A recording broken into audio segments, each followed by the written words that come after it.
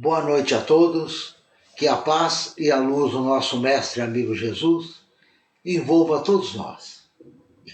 Sejam todos bem-vindos a mais um encontro para podermos estudar um pouco sobre o Evangelho de Jesus. Mas antes de iniciarmos este nosso encontro, eu convido a todos a acompanharmos uma prece.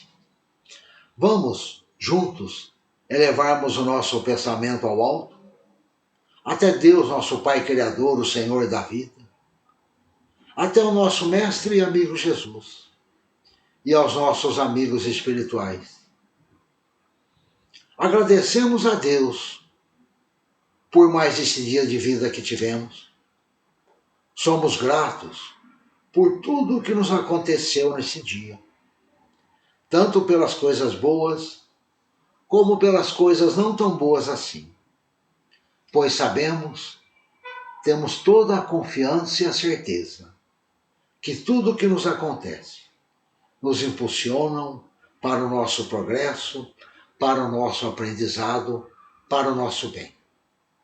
Rogamos ao nosso Mestre amigo Jesus, rogamos aos nossos amigos espirituais, que nesse momento nos inspirem, nos auxiliem para a compreensão, o entendimento da mensagem de nosso Mestre e amigo Jesus.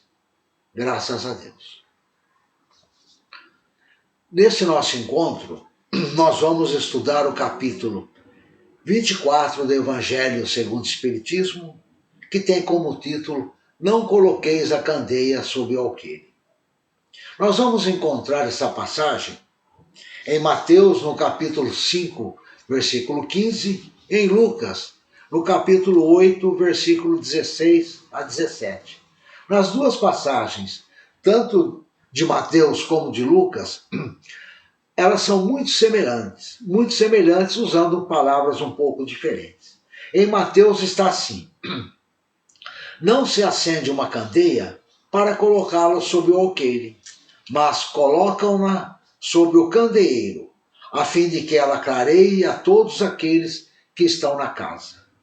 Lucas fala as mesmas coisas muito semelhantes e ele acrescenta lá no final: não há nada de secreto que não será descoberto, nem nada oculto que não vai ser conhecido. Nessas duas passagens, Jesus faz um ensino e um convite. Jesus nos ensina para não escondermos a nossa luz, para colocarmos bem no alto. E ele faz um convite para que a nossa luz possa brilhar, possa iluminar a todos que eles estão próximos de nós. E aí a gente se faz uma pergunta conosco mesmo, né? Se nesse momento nós fôssemos convidados a acender uma luz do que temos de melhor, uma luz do que temos de bom, qual luz nós acenderemos? Cada um em particular sabe qual luz que deveria acender para colocar lá no candeeiro para iluminar a todos. Vamos procurar compreender esses ensinos de Jesus e vai nos facilitar a nos entender qual luz nós poderemos colocar para que ilumine a todos, qual a luz nós colocamos no candeeiro. Para nos ensinar, Jesus em muitas ocasiões ele utilizava figuras de linguagem, utilizava símbolos e também utilizava parábolas. Nessa passagem, não coloqueis a candeia sobre o alqueire, Jesus utilizou a parábola. E a gente pode até se perguntar, né, por que Jesus utilizou parábolas, né? Os próprios discípulos tinham dúvidas e foram até Jesus e perguntam por que Jesus utilizava parábolas. E Jesus mesmo nos responde, nos falando por que ele usou parábolas. Nós vamos encontrar essa explicação de Jesus nos falando por que ele utilizava parábolas em Mateus, no capítulo 13, versículo de 10 ao 15. Então os discípulos foram até Jesus e perguntam assim, né? Por que eles falam por parábolas? Fala para o povo por parábolas, né? Para aquele povo que ouvia. E Jesus responde: é porque a vós Ele está dizendo aos discípulos, né? A vós foi dado conhecer os mistérios do reino dos céus. Esse mistério é o conhecimento espiritual.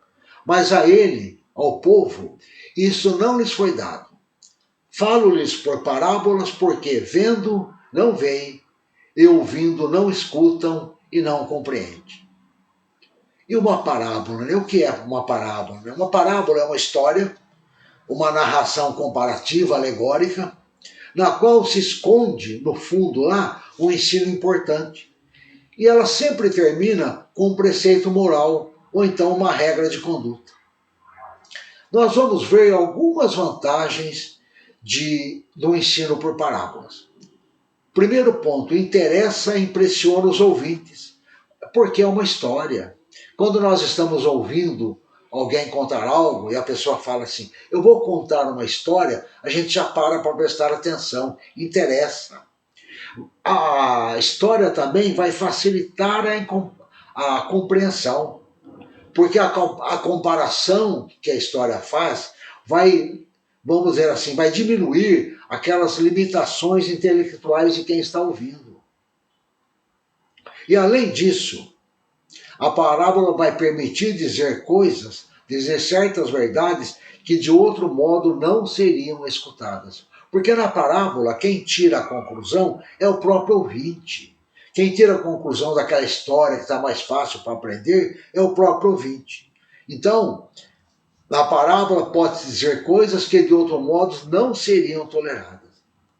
As parábolas de Jesus, como são histórias simbólicas, né, elas não sofreram alterações com o tempo.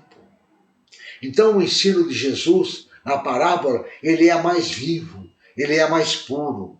E é tão grande a importância das parábolas de Jesus, que quando nós ouvimos assim, eu vou contar uma parábola, a gente sempre pensa na parábola de Jesus e nunca numa outra história que alguém está contando. Nós ligamos parábola a Jesus. E para nós entendermos de forma bem adequada os ensinos de Jesus, nós temos que lembrar os usos e costumes da época do povo hebreu, certas figuras, certas imagens, certos costumes que eles utilizavam. Como, por exemplo, nesse capítulo, não coloquei a candeia debaixo do alqueire. Ninguém acende uma candeia para pô-la debaixo do alqueire.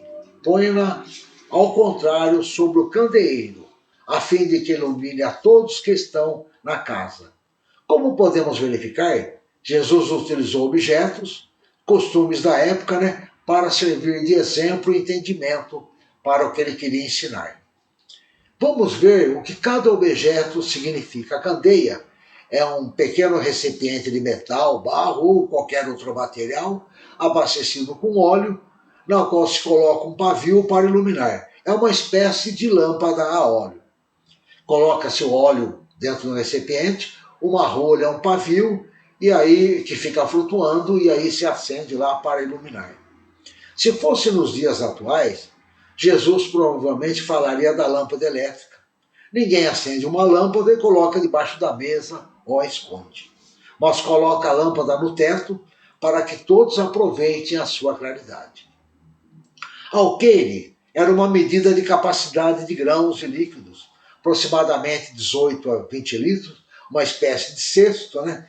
E candeeiro é o local onde se colocava a candeia.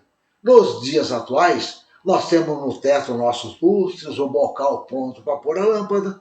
Naquela época de Jesus não tinha energia elétrica e tinha o candeeiro na qual se colocava a candeia, né? Ou até a luz a óleo, né? O povo naquela ocasião entendeu perfeitamente os objetos que Jesus utilizou, o que cada um significava. Mas e o ensino? O ensino que Jesus queria passar, nem todos compreenderam. Nós também somos assim. Nós temos a capacidade de compreender facilmente os objetos que Jesus usou, que Jesus utilizou para ensinar. Mas o ensino de Jesus, será que nós temos a mesma facilidade? Que o mais importante não é compreender o que cada objeto significa. O mais importante é compreender o que Jesus ensinou quando ele nos disse: ninguém acende uma candeia para pô-la debaixo do alqueire. Jesus utilizou a candeia como símbolo, símbolo do conhecimento, símbolo do entendimento da vida espiritual, do mundo espiritual. Era isso que Jesus estava ensinando quando disse: não se acende uma candeia para colocá-la debaixo do alqueire. Ele está nos dizendo que o conhecimento da vida espiritual, o conhecimento do mundo espiritual não deve ficar escondido, não deve estar restrito a um povo, a uma religião, e nem mesmo ao nosso planeta. Esse ensino do mundo espiritual é para todo o universo. Tem que atingir a todos os povos, iluminar todo o planeta e, como eu já disse, toda a humanidade. Não se acende uma candeia para colocar embaixo do alqueire.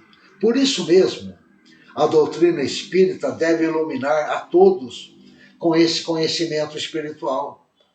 Como orientou Jesus em Lucas, no capítulo 8, versículo 16 e 17. Depois de acender a candeia, coloca no candeeiro, para que os que entram vejam a luz. Pois não há nada de secreto que não será descoberto, nem nada oculto que não vai ser conhecido, que não vai aparecer. Então, o conhecimento que os Espíritos nos trouxeram através da doutrina espírita é para iluminar a todos, toda a humanidade. Então, se nós não espalharmos, não iluminarmos a humanidade com esse conhecimento, é como se nós escondêssemos, colocássemos debaixo do alqueire, egoisticamente, a luz que poderia beneficiar a muito. O Espiritismo projeta a luz sobre uma imensidão de pontos obscuros, pontos que há 2000 anos, quando Jesus estava entre nós, não tínhamos ainda condições de aprender, condições de entender. Então a doutrina espírita vem e coloca uma luz, tira um véu, mostra como é, e essa luz que ela nos mostra, nós temos que colocar no ponto mais alto, no candeeiro, para iluminar a todos. É natural que a doutrina espírita não trouxe o entendimento de todo o conhecimento da vida espiritual, do mundo espiritual. Não estamos ainda preparados para receber tudo, temos que amadurecer mais. Jesus esteve entre nós, nos trouxe muito conhecimento, e muitos ainda não estávamos preparados naquela ocasião, que foi ele mesmo que nos disse, muito tenho para vos dizer, mas vós não podeis compreender ainda. O Espiritismo também nos fala de uma maneira semelhante, que muito ele tem a nos ensinar, mas nós temos que estar mais maduros para poder aprendermos. Mas muitas coisas ele nos esclarece, ele nos ilumina. A revelação, ela tem que vir de modo gradual, sucessiva, cada coisa no momento oportuno. Porque do mesmo modo que nem todos os povos estavam prontos para ouvir o novo ensino, nos dias atuais ocorrem as mesmas coisas. Nem todos nós compreendemos esses ensinos dos Espíritos, nem todos aceitamos. Por isso mesmo, nós podemos esclarecer, mas nunca impor. Jesus não impôs nada a ninguém, e nem a doutrina espírita tem o objetivo de impor. Ela tem o objetivo de iluminar, de esclarecer. Não será pela imposição. Cada um será iluminado e esclarecido no seu tempo, porque muitos, como eu já falei, não querem, muitos outros ainda não estão prontos para receber esse conhecimento da vida espiritual, E esse conhecimento não é para causar divergências. E muitas vezes nós queremos impor dentro do grupo familiar, dentro do grupo de amigos, aquilo que pensamos que é o correto. Nós já compreendemos, já aceitamos, já acreditamos. O que nós temos que compreender é que os outros ainda talvez não estejam preparados, não estejam prontos para receber esse ensino. Então não vamos impor, vamos apenas esclarecer. E às vezes a gente se pergunta, né? Bom, se não é para eu impor, como eu vou atender esse convite de Jesus para iluminar a todos? Se Jesus nos fez esse convite, é porque um pouco de luz nós já temos, um pouco de conhecimento nós já temos. Mesmo que seja uma luz ainda fraquinha, mesmo que seja uma luz ainda que ilumina só um pouquinho, mas ela já ilumina a muitos. Por mais fraquinha que seja, por menos conhecimento que nós temos, nós podemos transmitir esse conhecimento a muitos. E quem essa luz ilumina, né? Naturalmente, aqueles que se aproximam de nós, mas principalmente os familiares, aqueles que convivem conosco. E se a nossa luz ela está iluminando muito, já é forte, que bom. Vamos continuar a fazer o que estamos fazendo. As nossas ações, os nossos atos. Mas, sempre tem o mas, né? Se não estamos iluminando tanto assim, se a nossa luz ainda é muito fraquinha, nós podemos fortalecer essa luz. E como nós fortalecemos essa luz? Através do conhecimento da vida espiritual, através de nosso relacionamento. Precisamos modificar o nosso modo de pensar, o nosso modo de agir. E mudança não é fácil para nós, né? Temos que sair daquela zona de conforto. Vai exigir esforços, perseverança. E muitas vezes falamos assim: começo amanhã, começo depois, no mês que vem, ou até no ano que vem. As mudanças, as transformações não vão ocorrer em nós de uma hora para outra. Elas vão ocorrer aos poucos, de forma lenta e gradual. É assim que as mudanças, que as alterações da nossa vida acontecem, de forma lenta e gradual. Uma coisa hoje, um detalhe amanhã, outro depois de amanhã e assim por diante. Agora tem uma coisa: as transformações que ocorrem lentamente em nós, e bem gradual, elas vão solidificando, cada vez mais sólidas. Enfim, para que a nossa luz brilhe cada vez mais, nós temos que tirar de nós o orgulho e o egoísmo. O orgulho e o egoísmo, muitas vezes, encobrem muita luz que nós temos ou que nós podemos transmitir. Se não, nós não eliminarmos a luz, não eliminarmos o orgulho, não eliminarmos o nosso egoísmo, dificilmente a nossa luz vai brilhar. É como se nós estivéssemos colocando a nossa luz sob o alqueire, escondendo. E só para nós lembrarmos, o orgulho todos nós temos. Faz parte do atual estágio evolutivo que nos encontramos, do planeta que vivemos. O que nos destrói não é o orgulho, é o excesso. Não é a vaidade, é o excesso. Nós não podemos deixar que o orgulho domine a nossa vida, direcione as nossas ações. O orgulho não pode, poder até pode, né, mas não deve predominar as nossas ações, comandar os nossos pensamentos, comandar a nossa convivência, o nosso relacionamento. É isso que nós temos que combater. E é sempre bom nós lembrarmos também, para que nós servirmos de exemplo, para que a nossa luz brilhe, nós não precisamos ser santos, não precisamos ser bons naquele sentido de completos. Não é necessário ter aquela vida santificada, sem erro. Errar também faz parte do nosso mundo, do mundo que vivemos, do mundo de provas e expiações, faz parte do nosso progresso. A nossa luz vai brilhar não porque nós erramos, mas ela brilha porque nós procuramos dominar as nossas má tendências, dominar os nossos erros. Assim ela começa a brilhar. E com esse desejo de que a nossa luz brilha, esse desejo de melhorarmos, os mensageiros de Deus, os nossos amigos espirituais, nos amparam. E com esse amparo que nós recebemos, nenhuma angústia, nenhum sofrimento ou dúvida conseguirá nos tirar do caminho do bem. Não é que não vamos sofrer. Vamos sofrer sim. O sofrimento faz parte de nossa vida. Não será tirado de nós.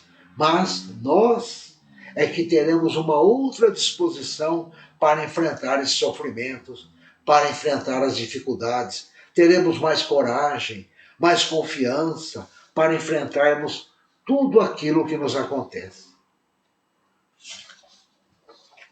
No começo eu fiz uma pergunta, né? Se cada um de nós fôssemos colocar uma luz para que todos pudessem se beneficiar, uma luz que iria iluminar a todos, qual a luz nós acenderemos? Foi aquela indagação feita lá no início, né? E falamos que cada um em particular sabe a qual luz colocar. Mas tem uma luz que todos nós colocamos, querendo ou não. É uma luz em comum para todos nós. E nós colocamos essa luz bem lá no alto, para que todos vejam e se iluminem com ela. A luz que nós acendemos, querendo ou não, é a luz do exemplo.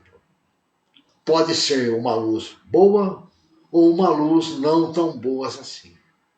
Mas em todo instante, a todo momento, nós estamos iluminando alguém com o nosso exemplo. Exemplos que vão diferenciar e influenciar diretamente a vida de muitas pessoas. As palavras que nós falamos podem ser entendidas de modos diferentes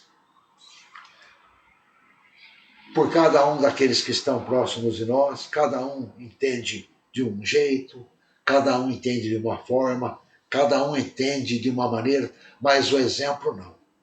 O exemplo todos entendem da mesma forma.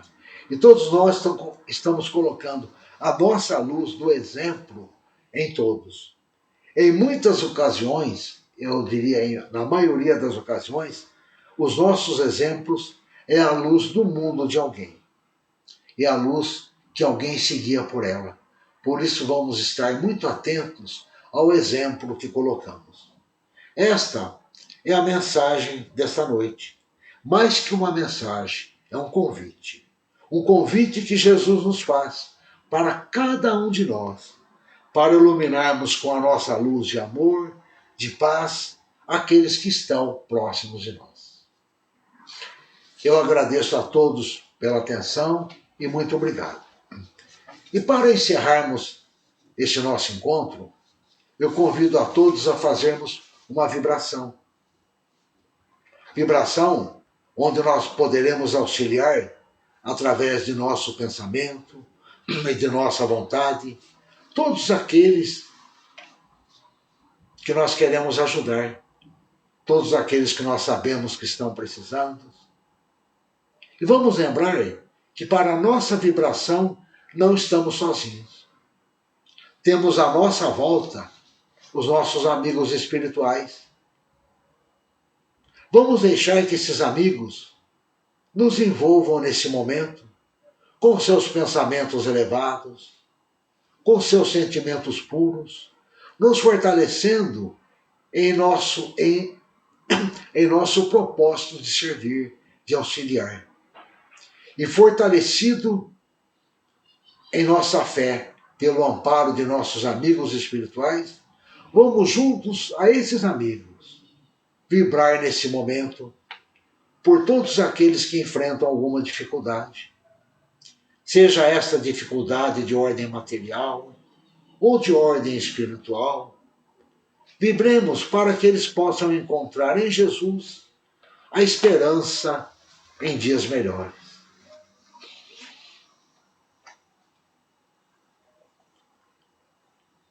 Vibremos também por aqueles que se encontram doentes, sejam em hospitais ou em seus lares.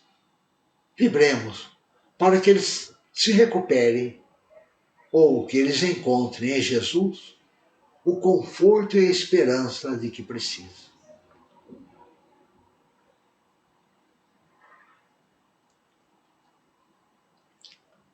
Vamos agora vibrar pelos nossos ares. Vamos imaginar o nosso mestre amigo Jesus entrando em nossa residência e envolvendo cada um de nossos familiares. Aqueles familiares que convivem conosco, aqueles que se encontram um pouco mais distantes, inclusive aqueles familiares que já retornaram ao mundo espiritual.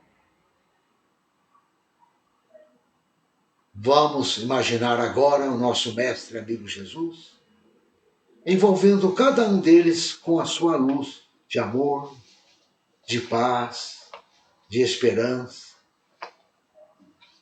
E vamos nós nos imaginar ali ao lado do nosso mestre amigo Jesus, dando um abraço em cada um deles.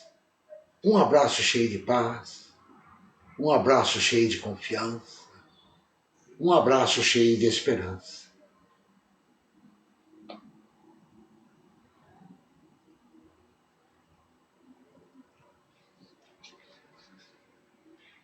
Mestre e amigo Jesus, cada um de nós trazemos em nosso coração aquela pessoa a quem mais desejamos ajudar, ou aquela pessoa que nos pediu, ou mesmo aquela que sabemos que está enfrentando um momento muito difícil. Vamos pegar essa pessoa pelos braços e levar até o nosso mestre amigo Jesus.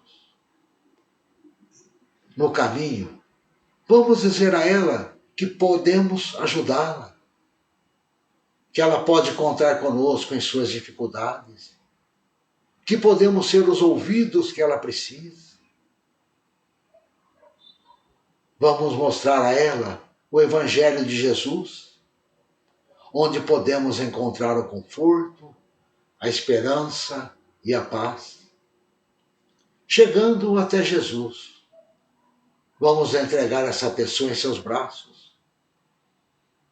Podemos ter toda a certeza, toda a confiança que neste momento Jesus a acolhe, Jesus a ampara em seus braços. Mestre e amigo Jesus, teríamos muita para pedir por ela, mas não vamos pedir nada, pois temos toda a certeza que nesse momento ela está recebendo de ti tudo o que ela precisa, tudo o que ela necessita.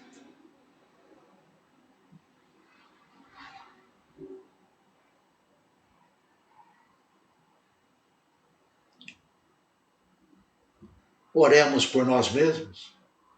Rogamos ao nosso mestre amigo Jesus que nos envolva com a tua luz e paz, de harmonia, de esperança, nos amparando, nos auxiliando, nos intuindo a enfrentarmos as nossas dificuldades do dia a dia.